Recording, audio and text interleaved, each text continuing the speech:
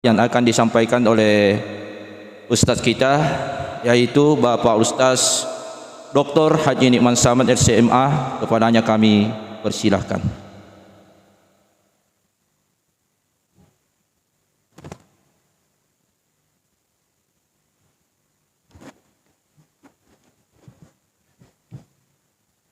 Kira-kira kalau kayak tadi suaranya Pak, masih ada yang tidur?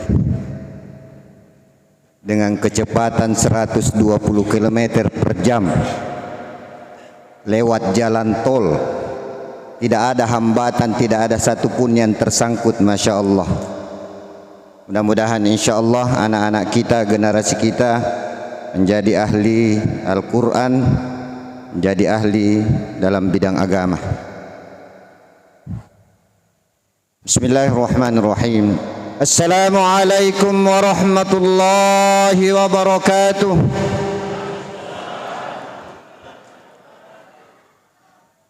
Alhamdulillahi rabbil alamin.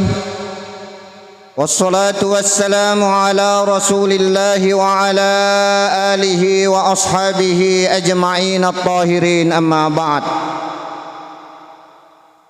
Kembali kita ucapkan kalimat yang sempurna, kalimat thayyibah, sebagai bentuk kesyukuran kita kepada Allah atas segala nikmatnya dengan kalimat alhamdulillahi rabbil alamin.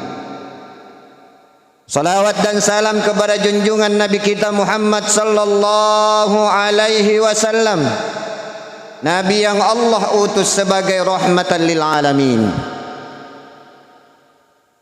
Bapak Ibu hadirin hadirah yang insya Allah dirahmati Allah subhanahu wa ta'ala. Tadi kita dengar Pak Ustadz menyampaikan kondisi keuangan di masjid ini, celengan tadi malam. Di mana-mana saya ditanya, Ustadz, kenapa selalu celengan perempuan jauh lebih banyak dibandingkan laki-laki? Jawaban saya simpel, yang pegang keuangan di rumah itu perempuan. Betul Pak? Adapun uang kita yang suami, yang laki-laki, kadang disembunyi-sembunyi sedikit. Karena kalau dilihat diambil lagi. Ibu mau lebih bermanfaat nilai celengannya, nilai infak sedekahnya. Misalnya ibu memasukkan 20.000 rupiah, maka niatkan, ya Allah, saya memasukkan ini yang pertama untuk diri saya, yang kedua untuk suami saya, yang ketiga untuk anak-anak saya. Bahkan kalau perlu kita menyampaikan untuk almarhum dan almarhumah, kedua orang tua kita, kalaupun orang tua kita sudah kembali ke rahmatullah. Bapak Ibu hadirin hadirah yang insya Allah dirahmati Allah subhanahu wa ta'ala. Hari ini adalah hari pertama kita berpuasa di bulan Ramadan 1445 Hijriah.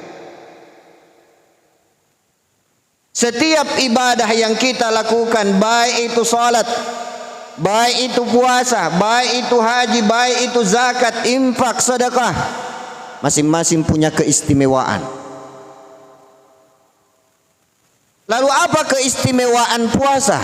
Mari kita kaji.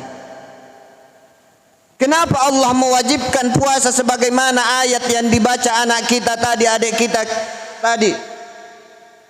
Ya ayyuhalladzina amanu kutiba alaikumussyam. Diwajibkan bagi kalian berpuasa, wahai orang-orang yang beriman. Diwajibkan bagi kalian berpuasa. Selain menjadi kewajiban dari kita, selain menjadi kewajiban kepada diri kita, maka tentunya setiap ibadah yang Allah perintahkan, setiap Rasulullah sallallahu alaihi wasallam menganjurkan satu ibadah, bukan hanya itu merupakan kewajiban, bukan hanya itu merupakan anjuran Rasulullah, tapi di balik semua itu kita punya balasan yang insya Allah keistimewaan di setiap ibadah.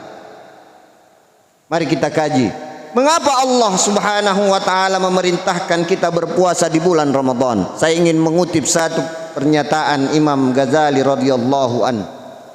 As-siyam nisfuhu as-sabr. Beliau mengatakan, puasa itu setengah dari nilai puasa adalah sabar. Kalau kita kaji jelas. Makanan yang setiap hari kita makan, minuman yang setiap hari kita minum, istri yang setiap hari bisa kita apa-apakan. Tetapi kita harus bersabar untuk menahan itu sampai berbuka puasa. Sehingga Imam Ghazali mengatakan, as-siyam nisfuhu as-sabr. Bukan makanan yang selama ini kita makan menjadi haram. Bukan minuman yang selama ini kita minum menjadi haram. Bukan istri kita yang selama ini kita gauli menjadi haram. Akan tetapi di bulan Ramadan ketika berpuasa kita diajarkan untuk menahan. Makanya definisinya puasa, pengertian puasa al-imsak, menahan. Al-imsak, menahan dari makan dan minum dan bersyahwat.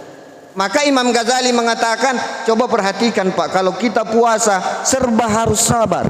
Makanya beliau mengatakan as-siyam nisfuhu as-sabr. Puasa itu setengah dari nilai puasa adalah sabar. Sabar untuk tidak makan, sabar untuk tidak minum sampai pada waktunya, sabar untuk tidak bersyahwat. Makanya di dalam Al-Quran Allah Subhanahu wa ta'ala menyampaikan pahala orang yang sabar seperti apa. Innama yuwaffas sabiruna bighairi hisab. Sesungguhnya Allah akan menyempurnakan pahala orang-orang yang sabar tanpa ada batasnya.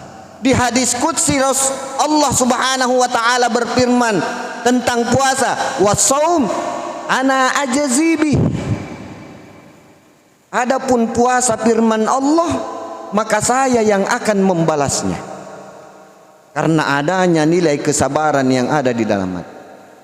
Bukan hanya ketika kita berpuasa, akan tetapi sabar ketika berbuka puasa. Ini yang lebih berat ini, Pak. Walaupun pada waktu itu sesungguhnya makan dan minum bersyahwat sudah bisa kita lakukan, akan tetapi masih bisakah kita mengontrol? Biasanya kan kalau kita buka, Pak, kita lihat semua makanan. Ini pop mie, ini. Yang paling pertama makan bukan mulut kita, mata kita yang makan. Sebentar ini sehantam semua. Giliran buka puasa baru 3 songkolo sudah sesak napas. Itulah al-imsak. Makanya Imam Ghazali mengatakan as-siyam nisfuhu as-sabr was-sabru nisful iman. Dan kesabaran menurut Imam Ghazali setengah daripada iman. Maka puasa menempati 1/4 daripada iman kita. Berarti orang yang berpuasa di dalam dirinya ada 1/4 keimanan. Karena ujian Allah berupa menahan makan, minum dan seterusnya adalah ujian kesabaran. Baik ketika kita berpuasa maupun khususnya di bulan suci Ramadan. Lalu keistimewaan yang kedua sebagaimana yang sering kita dengarkan, yang masyhur kita dengarkan, lis-shaimi farhatan. Bagi orang yang berpuasa ada 2 farhah. Dalam bahasa Arab farhah itu kegembiraan. Apa kegembiraan bagi orang yang berpuasa? Inda fitrihi, yang pertama, kegembiraan bagi orang yang berpuasa ada 2. Yang pertama inda fitrihi, ketika dia berbuka. Baik yang dimaksud oleh ulama ada 2 versi. Ketika dia berbuka puasa di hari itu, setiap harinya ketika dia berbuka dia mendapatkan farhah. Dia gembira, merasa senang karena berbukanya itu. Zahabat dhama, sesuai yang diajarkan oleh Rasulullah, doa ketika kita berbuka puasa. Maka kegembiraan yang pertama bagi orang yang berpuasa adalah inda fitrihi, ketika dia berbuka setiap harinya. Ulama yang lain mengatakan yang dimaksud ketika dia berbuka adalah ketika nanti di hari raya Idul Fitri. Inda fitrihi, dia merasa senang karena mampu menaklukkan puasa, mampu menaklukkan hawa nafsunya, mampu menaklukkan iblis syaitan dari godaan-godaan mereka. Yang kedua, wa inda liqa'i rabbih, ketika dia bertemu dengan Tuhannya, itu kegembiraan yang kedua yang akan dia dapat. Bayangkan orang yang ketika orang berpuasa, otomatis ketika kita puasa, makanya dalam satu hadis disampaikan, la khalufu famus shaim atyabu min rihil miski indallah. Tadi sore setelah salat asar, saudara kita dari tabligh menyampaikan satu hadis.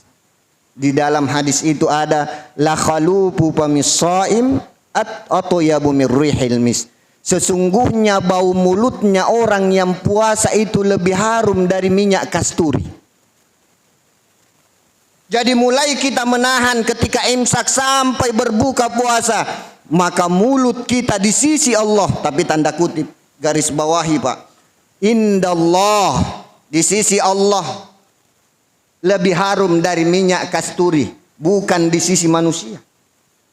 Jangan sampai sudah 5:30 sore, sini mau lebih harum dari minyak kasturi. Hah, insya Allah pingsan itu.